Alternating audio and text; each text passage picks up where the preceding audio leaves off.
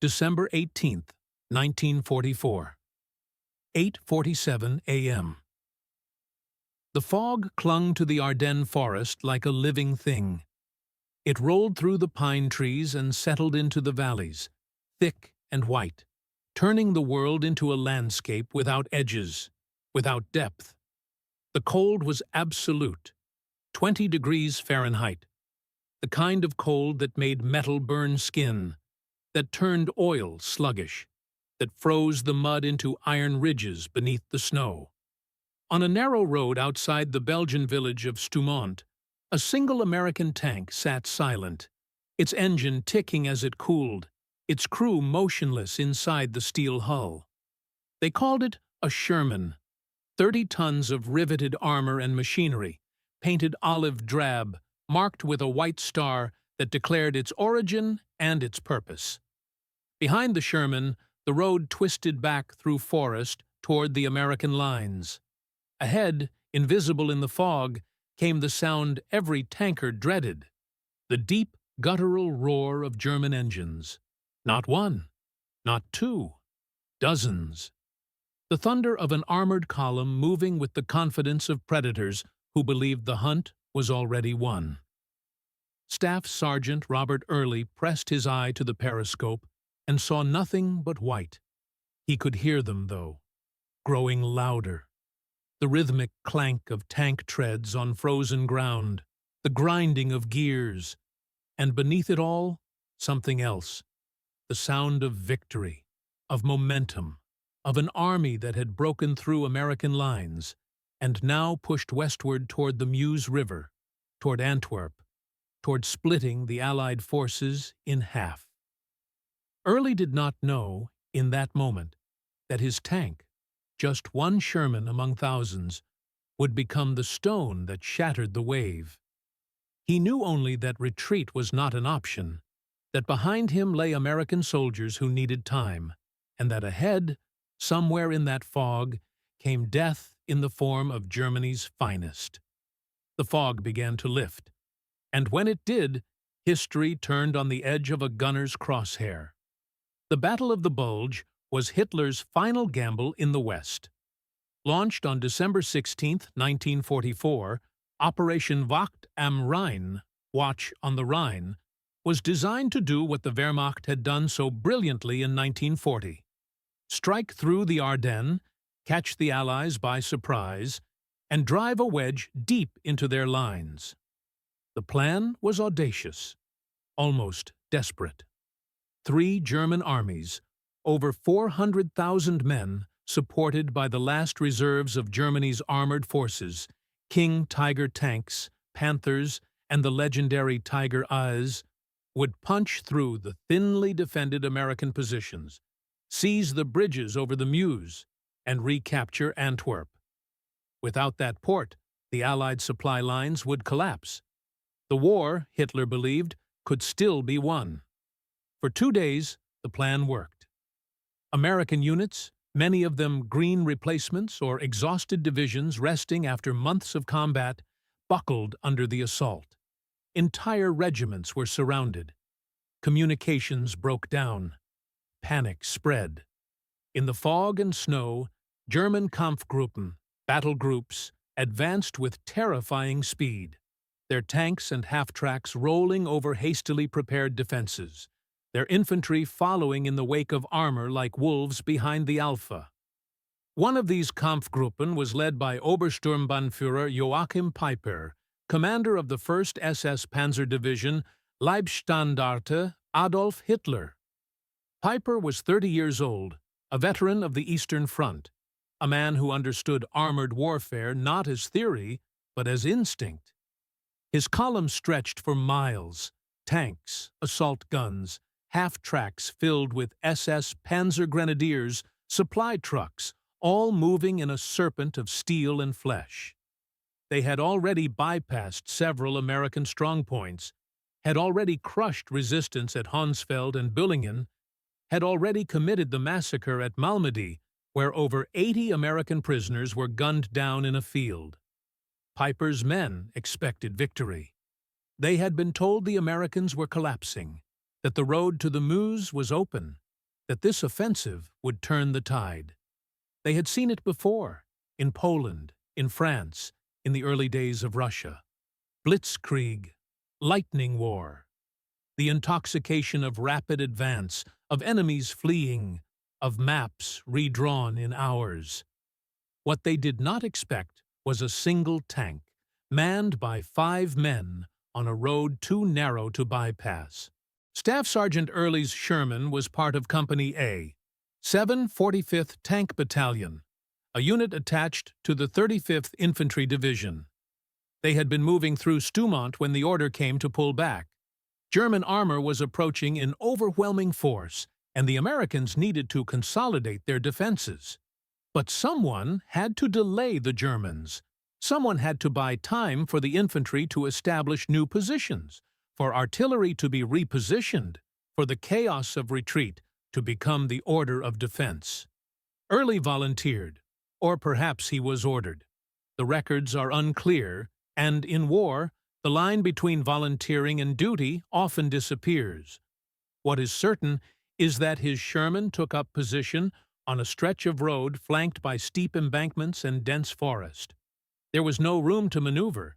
The road was perhaps 20 feet wide, hemmed in by terrain that would bog down any vehicle attempting to leave the path. It was, in the language of tankers, a fatal funnel, a place where armor could not use its mobility, where numbers meant nothing, where the first vehicle to appear would die, and the vehicles behind it would be trapped by its burning hulk. Early understood this. So did his crew. Corporal John DeRiggy, the gunner, Private First Class William McVeigh, the loader, Technician 5th Grade James Marr, the driver, and Private First Class Carl Sherwood, the assistant driver and bow gunner. They were not elite troops. They were not specially trained. They were men who had joined the Army because their country called, who had trained at bases in Texas and California, who had shipped overseas with the hope that their tanks, undergunned and under-armored compared to the German heavies, would be enough. The Sherman had a 76 mm gun, an improvement over the earlier 75 mm, but still inferior to the German 88 mm cannons mounted on Tigers and Panthers. American tankers had learned to fear those guns. A Tiger could kill a Sherman from a mile away. A Sherman had to get close, had to aim for weak spots, the side armor, the rear engine deck, the thin plates beneath the turret ring. In a straight fight, the odds were never in the Sherman's favor. But this was not a straight fight. This was an ambush. At 8:52 a.m., the fog thinned enough for Corporal DeRiggy to see through his gun sight. Shapes emerged from the white, angular, mechanical, enormous. The first vehicle was a Panther OSF, G, 45 tons of sloped armor and destructive power, its long 75 mm gun jutting forward like a lance. Behind it, more shapes. Another Panther, half-tracks, a Panzer IV, trucks, infantry on foot. The entire column squeezed onto the narrow road, nose to tail, unable to spread out, unable to use the terrain. Early gave the order quietly. Fire. The Sherman's 76 mm gun roared. The Panther at the front of the column erupted in flame, hit squarely in the side armor where the angle of the road had exposed it. The crew had no time to react.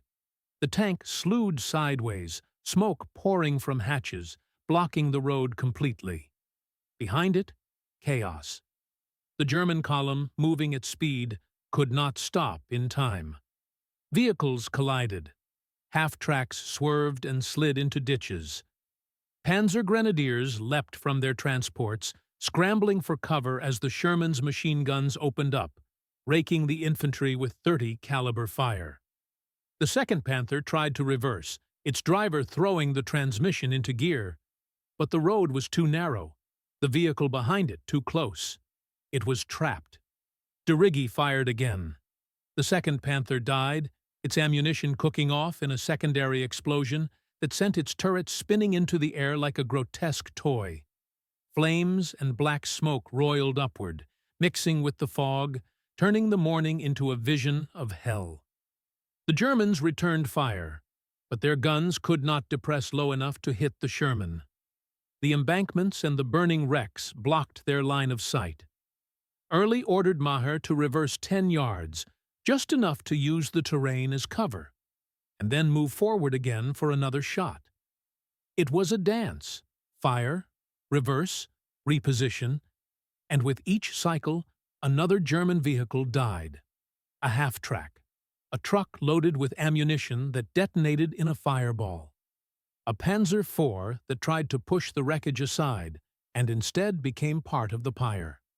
The loader, McVeigh, worked like a machine himself, slamming 76mm shells into the breach, his hands moving faster than thought, his world reduced to the rhythm of load, fire, load, fire.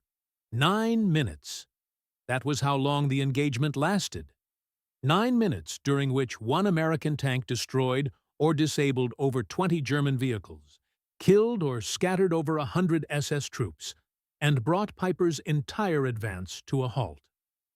When the Sherman finally pulled back, its ammunition nearly exhausted, its barrel glowing red, the road behind it was a graveyard of twisted steel and burning rubber.